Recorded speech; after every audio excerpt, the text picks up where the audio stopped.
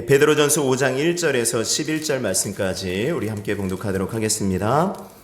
너희 중 장로들에게 권하노니 나는 함께 장로된 자요 그리스도의 고난의 증인이요 나타날 영광에 참여할 자니라. 너희 중에 있는 하나님의 양 무리를 취되 억지로 하지 말고 하나님의 뜻을 따라 자원함으로 하며 더러운 이득을 위하여 하지 말고 기꺼이 하며 맡은 자들에게 주장하는 자세를 하지 말고 양 무리의 본이 되라.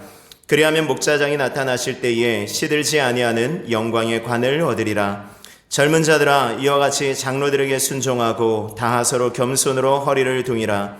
하나님은 교만한 자를 대적하시되 겸손한 자들에게는 은혜를 주시느니라. 그러므로 하나님의 능하신 손 아래에서 겸손하라. 때가 되면 너희를 높이시리라. 너희 염려를 다 주께 맡기라. 이는 그가 너희를 돌보심이라. 근신하라 깨어라. 너희 대적 마귀가 우는 사자같이 두루다니며 삼킬 자를 찾나니 너희는 믿음을 굳건하게 하여 그를 대적하라. 이는 세상에 있는 너희 형제들도 동일한 고난을 당하는 줄을 알미라. 모든 은혜의 하나님 곧 그리스도 안에서 너희를 부르사 자기의 영원한 영광에 들어가게 하신 이가 잠깐 고난을 당한 너희를 친히 온전하게 하시며 굳게 하시며 강하게 하시며 털을 견고하게 하시리라. 권능이 셋에 무궁하도록 그에게 있을지어다. 아멘. 아멘. 이제 우리가 베드로전서의 말씀을 거의 이제 끝나가게 되어졌습니다. 베드로전서의 말씀은 고난 속에서 인내하라라는 주제라고 했습니다. 고난 속에서 우리가 어떻게 살아갈 것인가. 그래서 고난 속에서 결국 하나님께서 주실 영광을 바라보고 소망 가운데 인내해라라는 것이 전체적인 주제가 되겠죠. 베드로전서 1장의 말씀에서는 고난이 무엇인가에 대해서 말씀했어요. 고난이 무엇인가. 또 1장 7절에 말씀하면은 너희 믿음의 확실한 불로 연단하여도 없어질 금보다 더 귀하여 예수 그리스도께서 나타나실 때에 칭찬과 영광과 존귀를 얻게 할 것이다. 고난을 통해서 우리가 영광과 존귀를 받게 되어질 것이다 라는 것입니다. 2장에서는 고난당한다고 그렇다고 마음대로 살면 안 된다. 고난당하는 힘들다 그래서 네 마음껏 살지 말고 그럼에도 불구하고 주의 인간이 세운 모든 제도를 주를 위해서 순종해라 라고 말씀했어요.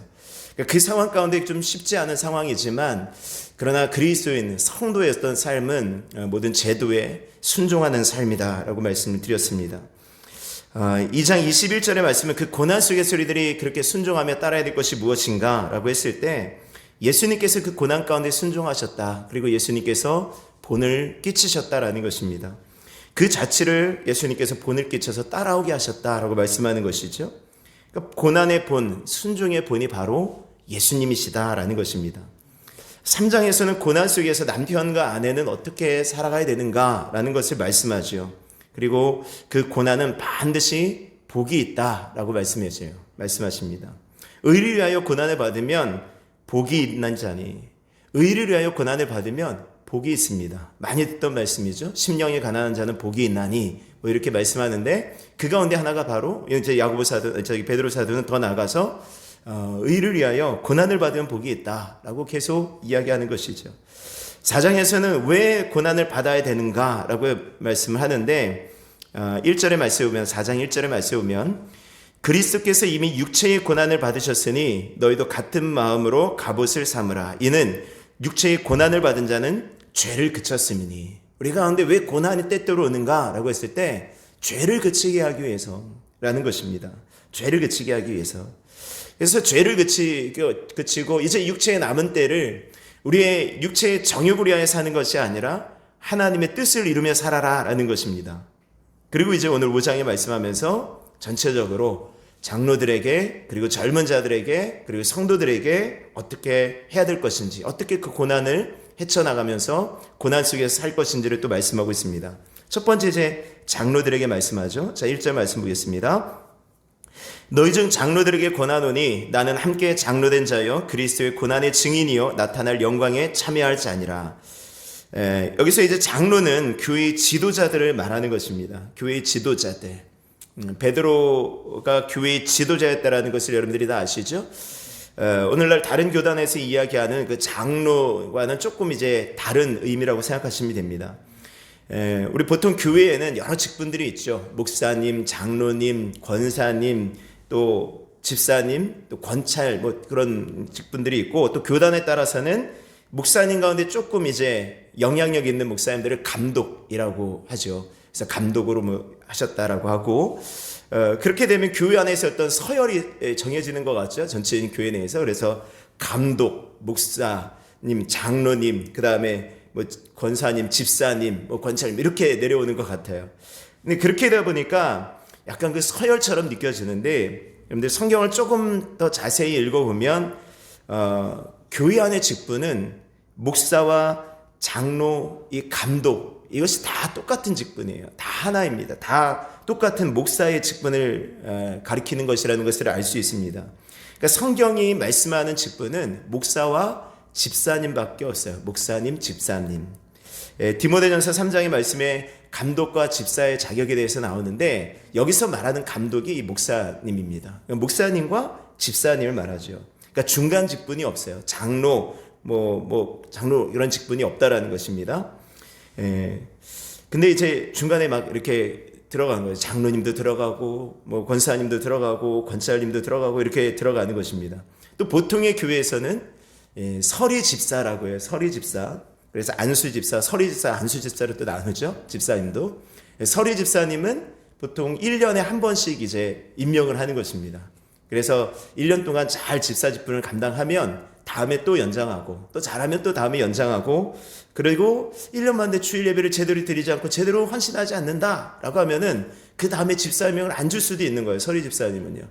근데 제가 경험해 본 바로는, 제가 수년 동안, 수십 년 동안 교회를 다니면서 집사 직분을 잘 못했다 그래서 교회에서 집사님에서 성도님으로 되어지는 경우는 거의 못 본 것 같아요. 그냥 형제님, 또 그렇잖아요. 성도님들이 이렇게 있다가 계속해서 금방금방 하다가 집사님 하다가 어느 순간 갑자기 형제님, 뭐 성도님 이렇게 또 쉽지 않거든요.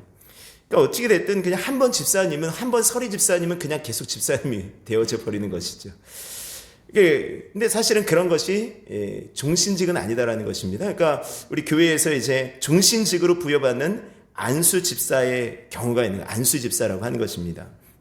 앞서 그런 말한 이제 집사, 서리 집사도 집사이고 안수 집사도 집사예요. 그러다 보니까 그 안수 집사님이 계속 집사님으로 똑같은, 서리 집사하고 안수 집사하고 똑같이 이렇게 대우를 받다 보니까, 야, 이게 좀 뭔가 좀 더 올라가야 되는 거 아니야? 이런 또 마음이 들 수도 있다라는 것입니다.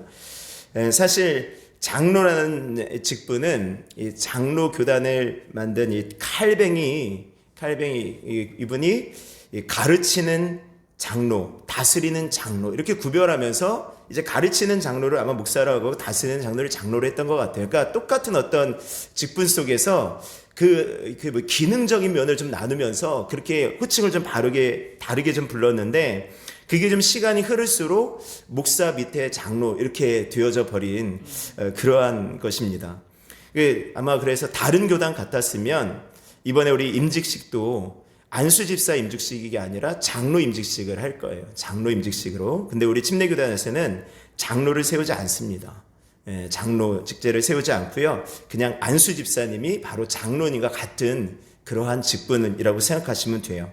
근데 문제는 뭐냐면, 우리 침례교단에서는 다 아는 거예요. 안수 집사님이 다른 교단의 장로님이야. 이런 것들을 너무 잘 아시는데, 이게 교회 안에 연합 사업 같은 걸 하는 것입니다. 특별히 제가 알기로는 이제 1988년 이제 올림픽 할 때, 그때 이제 올림픽 조직위원장이 박세직이라는 분이었어요. 근데 그분이 여의도 침례교회 이 안수 집사님이었습니다. 근데 어떻게 보면 다른 교단도 다 똑같이 이제 장로님과 똑같은 어떤 대우를 받은 격인데, 이분이 다른 이제 연합하려고 그런 어떤 일들을 하면서 같이 모으고 뭐 하다 보니까 이제 다른 교단에서 장로님들이 안수 집사님을 좀 이렇게 그분을 좀 이렇게 하셨던 것 같아요. 뭐 그런 어떤 얘기들이 좀 있습니다. 그래서 이제 그 이후로 나오는 이야기들이 침례 교단에서도 그래서 장로를 세워야 된다, 말아야 된다 이런 일들이 좀 많았고요. 결국은 침례 교단에서는 안수 집사를 세우는 걸로 하고, 그러면 안수 집사님 가운데 좀 오래 이렇게 잘 감당을 하시는 분에 한해서 그럼 호칭 장로로 하자, 이렇게 약간 좀 절충안을 낸 것이에요. 그래서 가끔 이제 큰 교회 같은데, 큰 침례 교회 같은데 가면 이제 장로님이라고 부르는 그런 교회들이 있습니다. 우리 교회도 어떻게 나중에 장로님이라고 불러야 될지 그냥 집사님으로 안수 집사님으로 계속 해야 될지 쭉 한번 생각해 보고 예, 지금 이제 젊으시니까 이제 아직까지 안수 집사님 그래도 괜찮은데 연세가 좀 뭐 이렇게 나이가 드시면은 약간 그 호칭에 대해서 욕심이 좀 생기시는 것 같더라고요. 그래서 장로님이라고 이렇게 불림 받기를 좀 원하시는 그런 분도 있는 것 같고 그때 되면 이렇게 좀 한번 생각해 보고 기도해 보고 이렇게 하도록 하겠습니다. 예, 그러니까 호칭 장로이고 다른 장로교단처럼 어떤 장로의 어떤 힘, 뭐 권한 이런 것들은 사실 없다라는 것들을 좀 생각하시면 될 것 같습니다. 오늘 말씀은 장로들에게 라고 말하는 것은 결국 누구를 말하는 것입니까? 목사님들에게, 목사들에게 이렇게 말하는 거예요. 근데 물론 목사들에게 저는 말씀이지만 또 똑같이 우리 모두가 같은 하나님의 말씀으로 우리에게 주신 하나님의 말씀으로 함께 받으실 수 있는 은혜가 있기를 원합니다. 자, 1절의 말씀에 보면은 우리가 지도자들, 지도하는 자들에게 어떠한 것들을 요구하시는가, 무엇이라고 말씀하는가 라고 했을 때 1절 말씀 보면 너희 중 장로들에게 권하노니 나는 함께 장로된 자요 그리스도의 고난의 증인이요 나타날 영광에 참여할 자니라 라고 말씀합니다. 저는 누누이 말씀드리지만 내가 누구인지를 확실하게 알아야 돼요. 내가 누구인지를 확실하게 알면 하나님이 어떤 분이신지를 아는 것입니다. 오늘 베드로 사도는 장로들에게 권하는 거예요. 나는 함께 장로된 자이고 나는 그리스도의 고난의 증인이고 나는 나타날 영광에 참여할 자이다 라는 것을 확실하게 이렇게 정의를 내리고 있는 것입니다. 여러분들을 정의할 수 있는 그것들이 좀 있습니까? 나는 누구인가? 라고 했을 때 나는 하나님 앞에서 누구인가? 라고 했을 때 어떤 사람이다 라고 여러분들이 이렇게 얘기할 수 있는 부분들이 있으십니까? 그러니까 내가 누구인지를 확실하게 알아야 되는, 내가 어떤 직분을 맡고 있고 내가 어떤 직분을 맡고 있다라는 것은요 내가 무엇을 해야 될지를 안다라는 거예요. 여러분들 내가 만약에 교사라고 한다면 교사로서의 직무가 있을 거 아니에요. 내가 어떤 사업장에 과장이고 부장이라고 한다면 내가 부장이다라고 한다면 내가 그 사업장 부장으로서 해야 되는 어떤 직무가 있을 것이 아니겠습니까? 그러니까 우리에게도 마찬가지입니다. 내가 누구인지 교회 안에서 그리고 사회 속에서 여러분들이 누구인지를 확실하게 알고 그 직무에 걸맞는 삶을 살아가실 수 있는 은혜가 있기를 원합니다. 오늘 이 사도 베드로는요 너희 중 장로들에게 권하노니 나는 함께 장로된 자야. 나도 함께 장로된 자다라고 이야기를 합니다. 그리고 그리스도의 고난에 참여한 증인이다 라고 말씀합니다. 그리스도의 고난의 증인이다 라는 것을 두 가지 의미로 해석할 수가 있어요. 하나는 예수님께서 고난받는 것을 내가 본 증인이다 라는 것을 해석할 수가 있고 또 하나는 그리스도의 고난과 같은 그런 고난을 내가 받았다 라는 그렇기 때문에 내가 증인이다 라는 그런 의미로도 해석할 수 있습니다. 어찌되었든 우리는 둘 다 똑같은 말이죠. 여러분들이 그리스도의 증인이고 고난의 증인이고 그 고난을 체험한 증인인 것을 믿으실 수 있기를 바랍니다. 그 사람이에요. 그리고 또 나타날 영광에 참여할 자이다 라고 말씀하죠. 나타날 영광에 우리가 함께 하늘에 소망 두고 살아가는 사람인 것을 믿으실 수 있기를 바랍니다. 2절 말씀 보면 너희 중에는 하나님의 양무리를 치되 억지로 하지 말고 하나님의 뜻을 따라 자원함으로 하며 더러운 이득을 위하여 하지 말고 기꺼이 하며 우리에게 주어지신 말씀이 무엇입니까? 양무리를 치라라는 거예요. 양무리를 치라.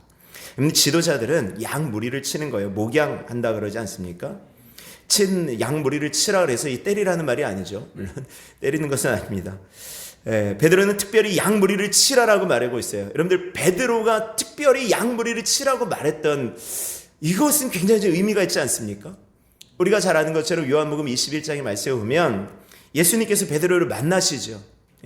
예수님께서 부활하신 후에 베드로를 만나셔요. 부활하신 모습을 보고 나서도 그 예수님의 제자들 베드로를 비롯한 제자들이 고기나 잡으러 가자. 그리고 고기 잡으러 갔다가 밤이 맞도록 고기 한 마리도 못 잡고 있어요. 그 예수님께서 보시고 야 저쪽으로 그물을 한번 던져봐 라고 말씀을 하시니까 그쪽으로 그물을 던졌더니 153마리를 잡았더라. 그래서 예수님께서 이제 숯불을 다 만드시고 그리고 생선과 떡을 준비하시고 너희들이 지금 잡은 생선을 좀 가지고 와라. 그러면서 그들에게 이제 식사를 제공해 주시고 그리고 베드로에게 묻습니다. 베드로야, 네가 이 사람들보다 나를 더 사랑하니? 물어요. 베드로가 대답하죠. 예수님, 주님께서 더 잘 아십니다. 예수님께서 또 물으셔요. 그러면 예수님 말씀해 주님께서 잘 아십니다. 그러니까 내 양을 치라 말씀하시죠. 또 예수님께서 또 물으셔요. 베드로야, 요한의 아들 시몬아, 네가 다른 사람들보다 나를 더 사랑하니? 베드로가 또 사랑합니다. 주님께서 더 잘 아십니다. 얘기하죠. 그랬더니 내 양을 먹이라 라고 말씀하시죠. 내 어린 양을 먹이라, 내 양을 치라, 내 양을 먹이라. 이 말씀은 3번이나 계속해서 똑같은 질문 속에 대답을 하시는 거예요. 아마 오늘 베드로 사도는 예수님께서 자기에게 그 하셨던 말씀을 기억하면서 이 말을 하지 않을까 이렇게 생각을 합니다. 너희가 양 무리를 쳐야 된다라는 것입니다. 여러분들이 양을 친다라는 것은요, 이 목회자들에게만 주어진 어떤 특별한 부여의 사명은 아닙니다. 여러분들이 예수님께서 베드로를 향해서 뭐라고 물으셨다고요? 네가 다른 사람들보다 나를 더 사랑하니? 나를 사랑하니? 다시 말하면 뭐예요? 나를 사랑하니? 예, 사랑합니다. 그러면 내 어린 양을 먹여, 내 양을 쳐 라고 말씀하시는 거죠. 다시 말하면 무엇입니까? 우리가 주님을 사랑한다면 어린 양을 먹이는 거예요. 어린 양을 치는 것입니다. 누군가를 가르치는 것이죠. 골로새서 3장 16절 말씀에 보면은 그리스도의 말씀이 너희 속에 풍성히 거하여 모든 지혜로 피차 가르치며 라고 말해요. 늘 교회 안에서 서로 가르치는 것입니다. 피차 가르치는 것. 모든 지혜로 서로 가르치는 것입니다. 믿음이 연륜이 깊어진다라는 것, 오래되어진다라는 것은요, 더 많은 사람들을 가르칠 수 있게 되어진다라는 것입니다. 믿음이 언제나 정체되어지는 것이 아니라 어떤 모양이든지 주변의 사람들에게 가르치는 영향력을 끼치며 살아간다라는 거예요. 그래서 교사, 주일학교 교사, 학생의 교사 이런 사명자들이 꼭 필요한 것입니다. 가르치는 것이고요. 우리나라는 특별히 그런 의미지만 미국 같은 교회 같은 경우는 그냥 썬데이 스쿨 아닙니까? 주일이면 주일학교, 우리와 같은 주일학교 어린이들을 대상으로 하는 것이 아니라 모든 성도들을 대상으로 해서 그 말씀을 가르치는 그런 주일학교가 있잖아요. 피차 가르치는 것입니다. 이 가르칠 때 양무리를 먹이는 것입니다. 양무리를 먹일 때 어떻게 되는 거예요? 양을 끌고 다니려면 목자는 먼저 그 양이 먹을 수 있는 꼴이 어디 있는지 잘 알아야 되겠죠. 이리저리 끌고 다니다가 먹일 것도 없는, 풀도 없는 거 끌고 다니다가 굶어 죽게 하면 안 되잖아요. 그러니까 목자는 어디에 풀이 있는지 잘 알아야 되는 거예요. 무슨 말씀이냐면 우리가 가르친다라고 했을 때 하나님의 말씀을 잘 알아야 된다는 것입니다. 잘 가르칠 수 있도록. 날마다 그 말씀을 여러분들 스스로 신앙생활하기 위해서 먹는 것뿐만이 아니라 누군가를 가르치기 위해서 말씀을 더 연구하고 또 묵상하실 수 있는 은혜가 있기를 원합니다. 그리고 이제 말씀하는 거예요. 자, 2절 말씀 다시 보면 너희 중에는 하나님의 양무리를 치되 억지로 하지 말고 하나님의 뜻을 따라 자원함으로 하며 더러운 일들과 하지 말고 기꺼이 하며 억지로 하지 말고 자원함으로 하라는 것입니다. 양무리를 섬기라라는 것이에요. 섬기라. 특별히 모든 직분은 교회와 성도들을 섬기는 데 세워진 것입니다. 제가 우리 교회 집사님들 명함 만들어 드린다고 그랬잖아요. 그래서 명함이 어디가 좀 싸게 하는지 그렇게 집사 명함 이렇게 한번 검색을 해봤어요. 집사 명함. 그랬더니 집사님 명함이 나오는 게 아니라 이 고양이 키우는 사람들을 집사라고 하더라고요. 예, 그런 집사 명함들이 쭉 나오더라고요. 그래서 이게 집사라는 것이 이렇게까지 됐구나라는 좀 생각이 들었어요.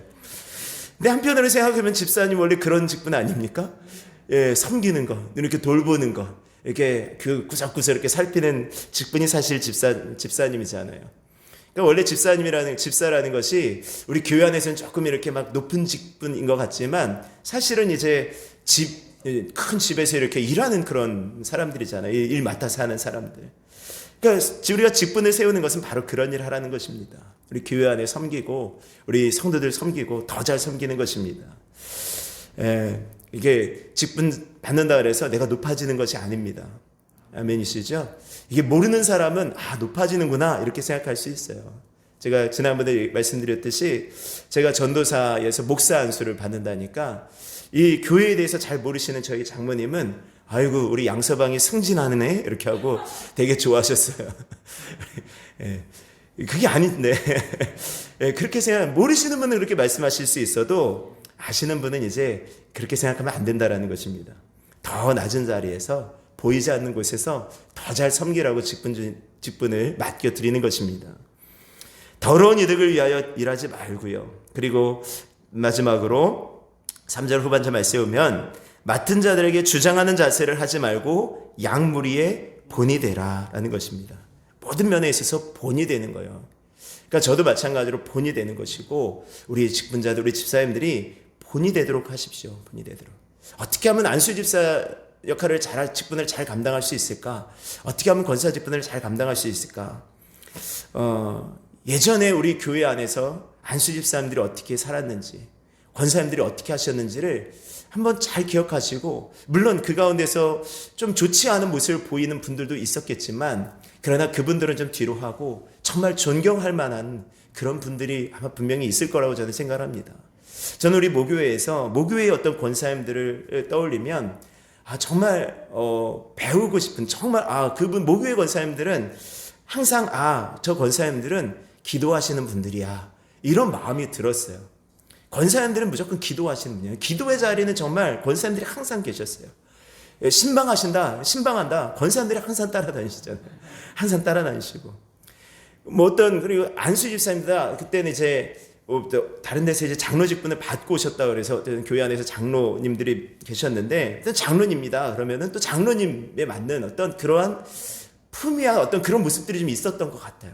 어쨌든 동일한 것은 정말 예배에 힘쓰셨다라는 것입니다. 그 모든 장로님, 그 권사님들은 어쨌든 예배에 제가 빠지는 적은 있었어도 그분들이 예배에 빠졌다라는 것은 제가 기억이 잘 나지 않아요. 그 모든 예배 속에 그 권사님들, 장로님들, 그 안수 집사님들은 항상 계셨어요. 모든 일들 속에 항상 달려가셨어요. 교회에서 밥한다 그러면 권사님들이 항상 계셨고, 청소한다는 항상 계셨고, 그러잖아요.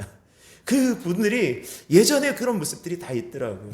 그러니까 내가 어떻게 이 직분을 잘 감당할 수 있을까? 사실 이 말씀을 사실은 이렇게 우리 권사님들, 이제 임직받는 권사님들이나 또 우리 안수 집사님들에게 좀 말씀을 전하고 싶은 마음이 있습니다. 그런 본이 되어진다라는 것이 중요해요. 이제 여러분들이 이제 임직받는 우리 집사님들, 권사님들, 이제 우리 교회 안에 우리 집사님들이 누군가에 따라가는 길이 되어지는 거예요. 안수 집사님 저렇게 하는 거구나. 권사님 저렇게 하는 거구나. 나중에 이제 권사로서 세움 받을 때, 나중에 안수 집사님을 세움 받을 때, 우리 제일침례교회 그 안수 집사님처럼만 하면 돼. 우리 제일침례교회 그 권사님처럼 하면 되는 거야. 이 샘플이 되어지는 것입니다. 본이 되어진다는 것은 샘플이잖아요. 그 샘플이 우리 집사님들이, 권사님들이 되어지실 수 있는 은혜가 있기를 원합니다. 그 권사님, 그 모습으로 살아가는 거예요. 그래서 행동 하나하나가, 믿음 그 모습 하나하나가, 말씀 한마디 하나하나가 훗날 세워질 그런 분들에게 본이 되어진다는 사실을 늘 기억하고, 저 역시 마찬가지예요. 저 역시 누군가의 또 따라오는 본이 되어진다는 것을 생각하고, 저도 정말 정신을 차리고 근신하여 살아갈 것입니다. 제가 예전에 같이 신앙생활했던 집사님 만나면 그 젊은 집사가 저한테 항상 하는 말이 있어요. 목사님은 가십시오. 저는 목사님의 등을 보고 저는 따라가겠습니다. 이렇게 고백하면은 사실 그게 어마무시하게 부담되는 말이에요. 내 뒷모습을 보고 따라가겠습니다 라고 하면은 차라리 앞모습 보고 따라하면 괜찮은데 앞모습은 좀 꾸밀 수 있잖아요. 근데 뒷모습은 꾸밀 수 없거든요. 근데 뒷모습 보고 따라온다네요. 내 뒷걸음 보고 그대로 따라가겠습니다 라고 하면은 그것처럼 부담되는 말이 없는데, 그렇게 따라오겠다고 하는 그런 제자가 있어요. 여러분들이 그러한 사람이 되어줬으면 좋겠습니다. 누군가 따라올 수 있는 그 사람, 누군가 저 사람은 참 됐어 하면서 붙잡을 수 있는 그 믿음의 샘플, 믿음의 본이 될 수 있는, 그래서 오늘 말씀하고 있는 것처럼 양무리의 본이 되라. 오늘 우리의 그런 삶이 되실 수 있기를 주의 이름으로 축원합니다. 뒤에 말씀은 우리 다음 주에 계속해서 전하도록 하겠습니다. 우리 찬송 드리시고 우리 함께 기도하겠습니다.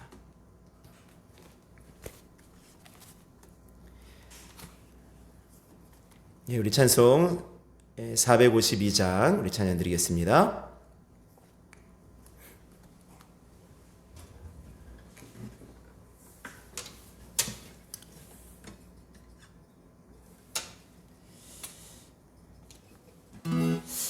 우리 찬송 452장 찬송 드리고 우리 함께 기도하실 때 정말 그렇습니다. 우리가 이 소원, 우리의 모든 소원과 우리의 비전을 우리가 주님을 닮기를 원하고 주님 닮는 삶을 살아가기를 원하면 우리의 삶이 주님을 닮은 걸 통하여서 우리를 따라오는 사람들이 주님을 닮게 되어지는 것이죠. 사도 바울은 그렇게 고백합니다. 내가 그리스도를 본받는 것처럼 너희는 나를 본받으라. 자신감이 있었다는 것이죠. 오늘 우리가 누군가에게 그렇게 말할 수 있는 은혜가 있기를 원합니다. 내가 주님을 본받은 것처럼 당신도 주님을 본받으십시오. 내가 주님을 따라가는 것처럼 당신도 주님을 따라가기를 원합니다. 이렇게 권면할 수 있는 은혜가 있기를 원합니다. 우리의 소원이 되어지기를 원하고 우리 주님 닮아간 우리가 되어지기를 원합니다. 우리 시간 기도하시고 또 우리 함께 기도하실 때 이제 이번 주에 있을 추수감사 주일 예배를 위하여서 또 네 번째 주에 있을 원로 목사 추대 및 담임 목사 취임 예배 또 우리 안수 집사 및 권사 임직식 모든 시간을 통해서 하나님 영광 받으시고 특별히 코로나로 인하여서 방해받지 아니할 수 있도록 하나님 많은 사람들이 그곳에 모일 텐데 아무런 일 없이 아무런 문제 없이 잘 맞춰지고 하나님께 영광 돌릴 수 있는 시간이 되어줄 수 있게 하여 주시옵소서. 하나님 붙잡아 달라고 또 우리 임직받는 모든 분들을 위해서 또 우리 함께 기도하시겠습니다.